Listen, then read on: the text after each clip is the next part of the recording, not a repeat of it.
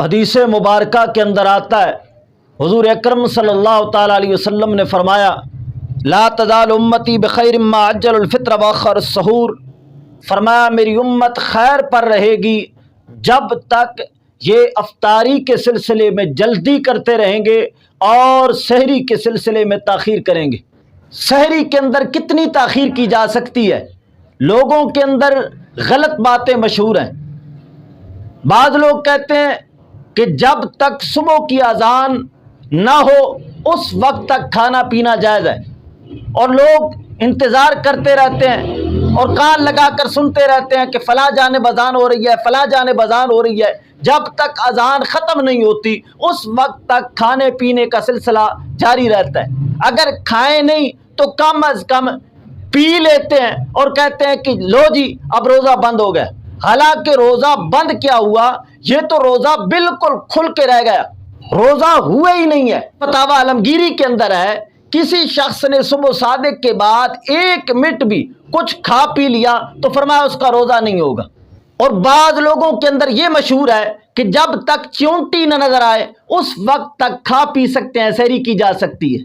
آج کے درس کے اندر ہم قرآن و احادیث مبارکہ کی روشنی میں یہ بیان کریں گے کہ سحری کے اندر کتنی تاخیر کی جا سکتی ہے۔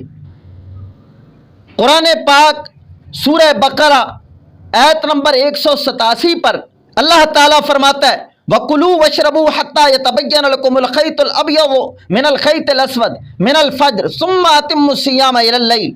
اللہ تعالیٰ فرماتا ہے کھاؤ اور پیو جب تک صبح کا سفید ڈورا سیاہ ڈورے سے ظاہر نہ ہو جائے۔ اور اس کی تفسیر کرتے ہوئے بخاری شریف باب قول اللہ تعالی وَكُلُوا وَاشْرَبُوا حَتَّى يَتَبَيَّنَ لَكُمُ الْخَيْطُ الْأَبْيَضُ مِنَ الْخَيْطِ الْأَسْوَدِ مِنَ الْفَجْرِ ثُمَّ أَتِمُّوا الصِّيَامَ إِلَى اللَّيْلِ۔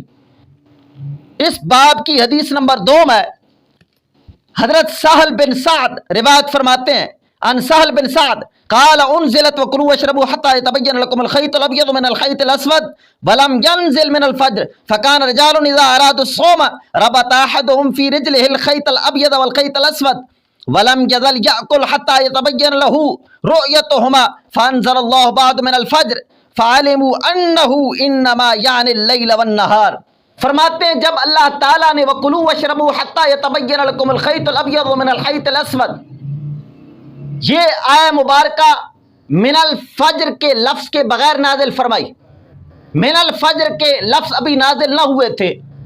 اب جس کسی کا بھی ارادہ ہوتا روزہ رکھنے کا تو وہ اپنے پاؤں میں سفید اور سیاہ دھاگا باندھ لیتا، جب تک وہ سفید اور سیاہ دھاگا نہ نظر آتا اس وقت تک کھاتے پیتے رہتے۔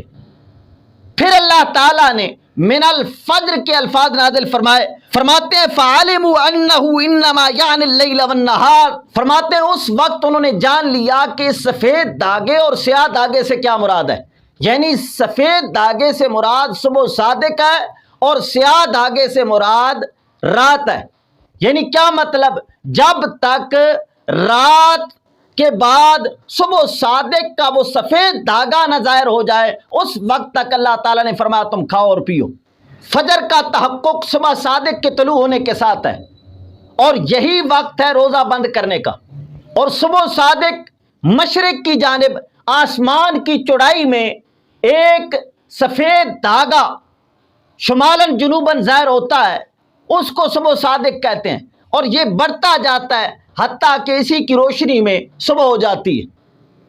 تو اللہ تعالیٰ نے فرمایا تم کھاؤ اور پیو اس صبح صادق سے پہلے پہلے تک۔ اب سحری صبح صادق سے پہلے پہلے تک کرنی ہے، اور اذان فجر جو ہوتی ہے یہ صبح صادق کے بعد ہوتی ہے۔ اور ہمارے علماء کرام نے فرمایا کہ سحری کے سلسلے میں احتیاط یہ ہے کہ صبح صادق سے چند منٹ پہلے سحری ختم کر لی جائے، اور اذان فجر کے سلسلہ میں احتیاط یہ ہے کہ صبح صادق سے چند منٹ بعد اذان دی جائے۔ اور ہمارے اسلاف امت کا یہی عمل رہا ہے۔ امام احمد رضا فاضل بریلوی رضی اللہ تعالیٰ عنہ سحری اور اذان فجر میں 10 منٹ کا فاصلہ فرمایا کرتے تھے، یعنی صبح صادق سے 5 منٹ پہلے روزہ بند کرواتے اور 5 منٹ بعد یعنی صبح صادق کے 5 منٹ بعد اذان دلواتے۔ فتاوی رضویہ شریف جلد نمبر 10 اور صفحہ نمبر 568 پر فرماتے ہیں میرے نقشوں میں بریلی کسی سحری و افطاری میں 5-5 منٹ کی احتیاط ہوتی ہے اور دوسرے شہروں کا تقریبی وقت بھی اسی صحت کے ساتھ دیا جاتا ہے کہ کم و بیش 4-5 منٹ احتیاطی رہیں، یعنی صبح صادق سے 5 منٹ پہلے سحری ختم کر دی جائے اور اذان فجر صبح صادق سے 5 منٹ بعد ہو۔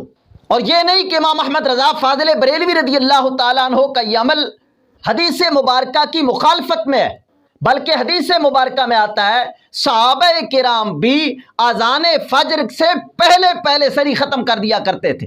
بخاری شریف باب قدر کم بین السحور و صلاۃ الفجر، اس باب کے اندر حضرت زید بن ثابت سے روایت ہے، عن زید بن ثابت قال تسحرنا من النبي صلی اللہ تعالی علیہ وسلم ثم قام الى الصلاة قلت كم كان بين الاذان والسحور قال قدر 50 آیہ۔ حضرت زید بن ثابت فرماتے ہیں ہم حضور اکرم صلی اللہ تعالی علیہ وسلم کے ساتھ سحری فرماتے اور سحری کے بعد صبح کی نماز کے لیے ہم کھڑے ہوتے۔ راوی پوچھتے ہیں کہ بتائیے سحری اور اذان فجر کے مابین کتنا فاصلہ ہوتا؟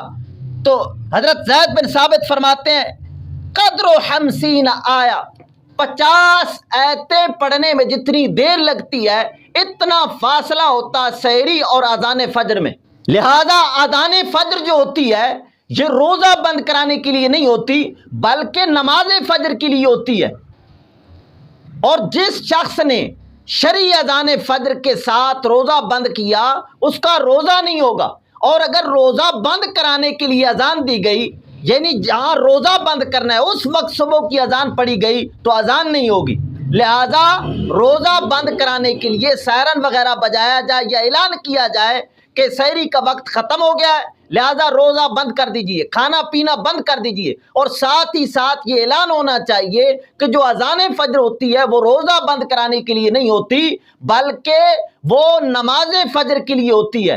لہذا کسی شخص نے صبح صادق کے بعد 1 منٹ کے بعد بھی اگر کچھ کھایا پیا تو اس کا روزہ نہیں ہوگا، اور اگر وقت ہو جائے تو روزہ بند کرنے کا یہ مطلب ہے کہ منہ کے اندر بھی کوئی چیز ہو تو اس کو اگل دینا چاہیے، نگلنا نہیں چاہیے۔ یہ معنی نہیں ہے کہ روزہ بند کر لو کہ 2-4 گلاس پانی کے مزید پی لو، اگر ایسا کیا گیا تو روزہ برباد ہو جائے گا۔